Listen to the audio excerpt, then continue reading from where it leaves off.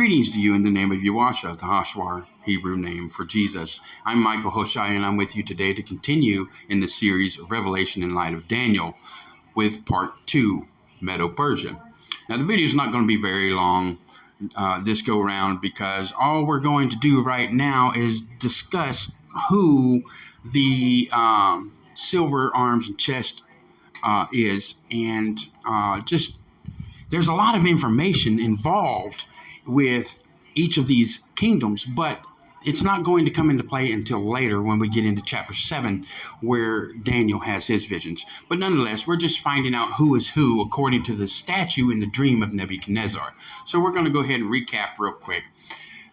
We learned in the first part that Nebuchadnezzar went to Jerusalem, besieged it, went in, destroyed the temple, took the vessels and implements. The king tried to escape the besiegement. He was killed. So Nebuchadnezzar took some of the princes with him into captivity back to Babylon. And he also took a lot of the people, Israel, back to Babylon with him. Now, you may remember reading in the books such as Kings and Chronicles and Ezra and recognizing the name Nebuchadnezzar, because Yahweh promised Israel that since they couldn't keep the covenant like they promised, and by fulfilling the ordinances and statutes of the Levitical priesthood under the laws of Moses, that they would go into captivity because of their disobedience. So this is when it happened. Nebuchadnezzar goes to Jerusalem, does all this stuff, and he takes them off into captivity with him. So with that being the case, we get back into Babylon, and here it is in chapter 2 of Daniel that we learned that Nebuchadnezzar had a dream about a statue that he just couldn't understand. And what it looked like was similar to this here, which we see in front of us. And what we learned is that the gold head was Babylon and Nebuchadnezzar, who started the entire prophecy off. And we learned that Belshazzar, the son of a king Nabonidus, who was gone all the time, would end up throwing a party and using these vessels from the temple of Yahweh, which Yahweh didn't like whatsoever. So he made his hand appear and write something on the wall of the palace at this party, and it said, Mene, Mene, Tekel, Upharsin, which means, Mene means, your kingdom's been numbered, it's finished. And then the Tekel means you've been weighed in balances found lacking, and Upharsin means your kingdom has been divided and given to the Medes and Persians. So we learn that the head, or Babylon, is now nullified and out of the question here. We don't have to worry about them anymore because the Medo-Persian ruler or kingdom came up and took over. Now, what this picture is not showing you is the block that was cut out of the mountain without hands, and that comes in, destroys the feet, so forth, and destroys the whole statue. But nonetheless, right now we are on the silver chest and arms. You may remember that on your notes. Very good. So let's continue on. We're going to pick up right here in Daniel chapter 5, verse 30 and 31 to kind of just get us back into the flow of things. And here it says, after this party, and the hand comes up and says what it did. Here we see that in that night was Belshazzar, the king of the Chaldeans, slain, and Darius the Median took the kingdom, being about 62 years old. So there we learn that Belshazzar has died at this party, which is the end of Babylon. But something very interesting is going to occur now. We're going to Daniel chapter 8, and we're going to pick up in verse 1 to go to verse 4. Then we're going to hit 16 to 20 to catch an explanation. Then we're going to do a little bit of history, a little bit of further explanation. Then we're going to set up for part 3 video. So today's video is not going to be all that long. So without further ado, let's go ahead and kick in. In the 3rd year of the reign of King Belshazzar, a vision appeared unto me, even unto me Daniel, after that which appeared unto me at the first. Here it is that we read Belshazzar is alive. So apparently the vision came before this party where Belshazzar was killed and Medo-Persia took over. And so just don't be confused. This is how it occurred. This should tell you that the Bible itself is not in chronological order, and usually, sometimes, neither is the books the chapters within the books in chronological order. Usually how this works is they give you the main idea of what happened, and then after that they'll give you details about those events during that main idea. And that's usually how it works for a better understanding. Let's continue on. And I saw in a vision, and it came to pass when I saw that I was in Shushan in the palace, which is in the province of Elam. And I saw in a vision, and I was by the river Ulai. Now, with this region, a little bit of geography for you. If you were to look at the Jordan River and Jordan province and Israel, and kind of go to your east, northeast, you will find a body of water called the Persian Gulf. This was named because that area up above it, where the rivers Euphrates and Tigris and all that branch from, is in modern day Iran, but it is called Persia, and that's why the Gulf is called the Persian Gulf. And oddly enough, this is also the location of, or where the location was, of Eden. Nonetheless, this is where Daniel is at in his vision, while his physical body is in Babylon up under Belshazzar. Then I lifted up mine eyes and saw, and beheld, there stood before the river a ram which had two horns. And the two horns were high, but one was higher than the other. The higher came up last. Pay attention to that, came up last. And I saw the ram pushing westward and northward and southward, so that no beast might stand before him, neither was there any that could deliver out of his hand. But he did according to his will, and became great. Let's go ahead and get the interpretation of this vision from the archangel Gabriel. And I heard a man's voice between the banks of Ulai, which called and said, Gabriel, make this man to understand the vision. So he came near where I stood, and when he came, I was afraid and fell upon my face. But he said unto me, understand, O son of man, for at the time of the end shall be the vision. This is very interesting. Let's move on to verse 18 real quick, and then I'll explain that. Now, as he was speaking with me, I was in a deep sleep on my face toward the ground, but he touched me and set me upright. And he said, behold, I will make thee know what shall be in the last end of the indignation, for at the time appointed the end shall be. That seems a little confusing. Let me explain that for you. You remember Nebuchadnezzar went up and besieged Jerusalem, and he took Israel captive, as per the promise of Yahweh. Now, this time is called the exilic period, or the exile of Israel. It's also known as the period of transgression and indignation. It's known as the transgression when we read about the 70 weeks prophecy.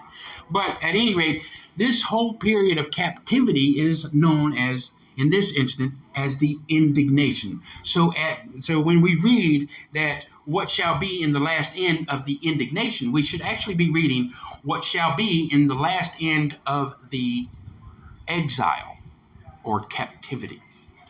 And this is when the vision shall be.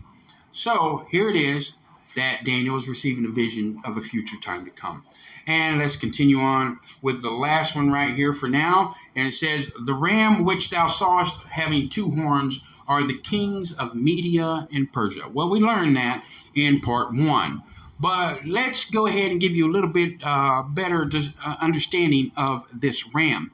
Now, you'll remember when I asked you to pay attention to these horns, this whole ram had two horns. One was bigger than the other, but the taller one came up last. This is where we need to get into a little bit of history. And we're going to do that sometime before 559 BC. I can't remember right off the top of my head how many years or how many centuries the Medes ruled in the Fertile Crescent. The Fertile Crescent is between modern-day Turkey and the Indus River.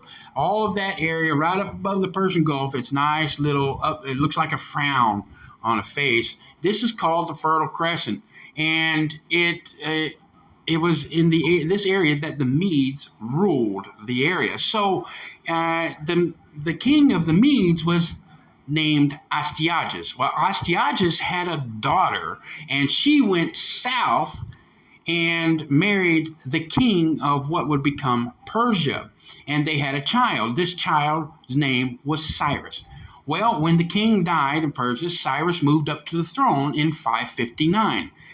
And he was listening to all the other kings around him. Oddly enough, one of them was the king of Babylon, saying, hey, you need to go up against the Medes, man, and get rid of that threat. So King Cyrus did do this. And he went up against his grandfather, Astyages. He defeated him and killed him. Now, usually, a kingdom that defeats another would usually kill off all the men and the boys 12 and older, because you don't want to leave them alive. They're going to rebel against you. And then they would take the women and the children and conform them to the way of the new kingdom. However, Cyrus viewed the Medes as family, because they were family. So he said, instead of doing all this, look, I'm not going to do all that stuff. I'm going to need you to fight with me. You're going to be my right arm. And so this is exactly what happened. And this is how we read that the Upharsin was interpreted as, your kingdom is divided and given to the Medes and the Persians. So when we look at the horns, the last one that came up was taller than the first one. The first horn, the shorter one, was the Medes, because it was the kingdom, the empire of the time before Cyrus came into power. But when Cyrus came into power and defeated the Medes, his power grew higher. His empire grew higher than the Medes. That's why one horn is greater than the other. Now, the whole body of the ram represents the entire empire in unity. And this is how the Medo-Persian rule came into being. And so, with that being said, we need to understand a little bit about the size of the kingdom, which was at the time under King Cyrus's rule. Now, when King Cyrus took over Babylon, he would let the people return to Jerusalem, rebuild the temple, and so forth. We read about that. And the later kings that came after him, there was some trouble and all this stuff. We're going to get into that later on when we get into Daniel's visions in chapter 7. But as for right now, let's understand the size of the kingdom. The empire under Cyrus's rule extended from North Africa and southeast. Now, imagine, if you will, Egypt, and then go across the peninsula there and move into Arabia. That is southeast from Africa. Now, there's your first line. Now, when we continue on, it says in Southeast Europe, in the west to India. So go from Africa up through Arabia on up to the Indus River towards India, which is above the Persian Gulf. And then we see that it stretched from the Gulf of Oman into the south to the Caucasus Mountains in the north. The Persians governed an area almost as large as the continental United States. This comes from the 2003 World Book Encyclopedia, Volume 15. Now, there were several kings through succession, but like I said, as for right now, we're not really worried about that. What we're going to do is we're going to set up for the introduction for part 3. As I said, today's video is not going to be that long, but because the more pertinent information comes in later. So we're going to refresh with verse 4. I saw the ram pushing westward and northward and southward, so that no beast might stand before him. Neither was there any that could deliver out of his hand, but he did according to his will and became great. And let's hit verse 5 for the setup. And as I was considering, behold, an he-goat came from the west on the face of the whole earth, and touched not the ground. And the goat had a notable horn between his eyes. And he came to the ram that had 2 horns, which I had seen standing before the river, and ran unto him in the fury of his power. And I saw him come close unto the ram, and he was moved with choler against him, and smote the ram, and brake his 2 horns, and there was no power in the ram to stand before him. But he cast him down to the ground, and stamped upon him, and there was none that could deliver the ram out of his hand. So let's go down a little bit further where we had just read of what the ram was, how it was the Medes and the Persians. And in verse 21, it says, "And the rough goat is the king of Grecia. The great horn that is between his eyes is the first king." Here we learn, my brothers and sisters, according to Nebuchadnezzar's statute dream, the golden head was Babylon. Belshazzar lost it. Then came King Cyrus of the Medo-Persian Empire and defeated them. So that gave them rule. And now we just read about a goat, which is Greece, and the first king of Greece, which came against the silver arms and chest Medo-Persia and defeated it. So here we are with Greece being our brass stomach and waist. We will learn more about Greece in part 3 video, but as for now, you are 3/4 of the way through and understanding King Nebuchadnezzar's statue. And that concludes today's video with the transference of power from Medo-Persia to Greece.